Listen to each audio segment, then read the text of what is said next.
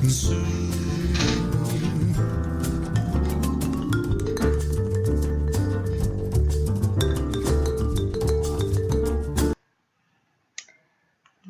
is Radio Phoenix, and this is a very short video about what it means to be a consultant. This week we're going to focus on what does it mean to be a consultant, because even though I've had you, get into the material, the book, and the survey information, and whatever other information your client has sent to you, we haven't really talked about what it means to be a consultant. I've given you some directions about how to put your sections together and so forth, but I want to go into what my expectations are for you and really what your client's expectations are for you, because this semester you're not just a student, you're part of a consulting team, and the work that you do is going to actually help these organizations if you put yourself into it a little bit and go a little bit over and beyond the book. So let's talk about that. You've got a good idea what I want for the end product. It's kind of a Reader's Digest version first of the book, and then you're laying out what it is the client already does, and then you're going to make some suggestions. And this video is going to talk to you about how to be a good consultant and what is expected of you over and above looking at the things they do and the things the book says they could do and just, sort of subtracting. Well, they didn't say this and they didn't say they did that, so we'll just tell them to do that. That's not exactly how this is supposed to work. The consultant's role is to bring expertise and judgment. You have the book information, that's your expertise, and you've learned what you can about the client, and you can continue to ask them questions if you need to. But now is the time when you start actually thinking. You have to apply your best judgment.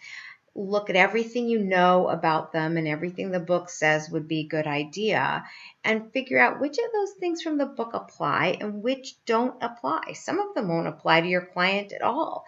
You've got to think. And actually, it's not just you, it's your team that's got to think.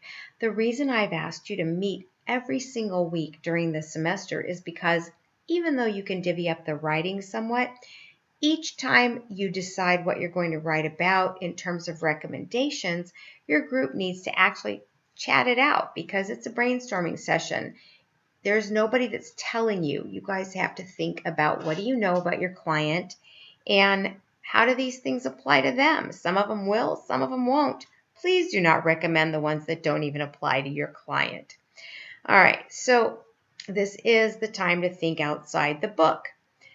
The remainder of the videos, we're going to talk in specifics about what to think, how to think outside the book for each of the subject matters of the chapters in the book. Right now, what I want to talk to you about is that you do need to continue to meet as a group and think about how each chapter applies to your organization, and then you can divide up the writing. But that conversation needs to be what you're doing together on a weekly basis. You need to think about what professionalism means. It means spell checking. It means that when you bring your pieces together as a group, that you make sure that they're all in the same font, that you have a consistent system for your headings, that it's easy to read, it's been spell checked, you've proofread each other's work and caught whatever's wrong with it. In other words, this is like if you were a professional. And actually, this thing that you're doing when you go to get a job, if you do it well, you should be able to take it with you as part of a portfolio and say, look what we did. This is my experience with a real organization. Okay, so I started this with a little music from Radio Phoenix. For the rest of these videos, I'm going to use Radio Phoenix as an example. They were one of the organizations last year, but also I've done some volunteer work for them and I know a little about them. So I think they'll be a good example. Let me just tell you a brief bit about them and then I will close this out and you can go to the other videos when you are ready to do those sections.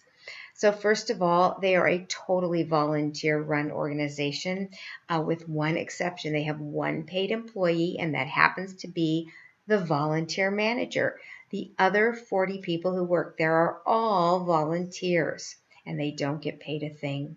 These volunteers run everything. They're divided into 4 sort of big groups, although some of the volunteers serve in multiple capacities. They have a board. The board started the whole thing. There's a guy named Victor Arano is their board president, and he started it. He's been the board president forever. They have a music team that basically curates music and takes care of all of the programming when they have music going. They have a programming team who organize shows and do all of the programming for the shows, and some of them actually are the hosts. And they have some tech people who just come in for tech stuff, and then they have a fundraising team, and that's overlapping with the board of directors, but some of them are not board of directors people, and they're just volunteers who are happy to help raise the money for all the equipment and the airtime and all the things that the radio station needs. So you will be learning about them as we go in the context of my upcoming videos to help you get your consulting reports together.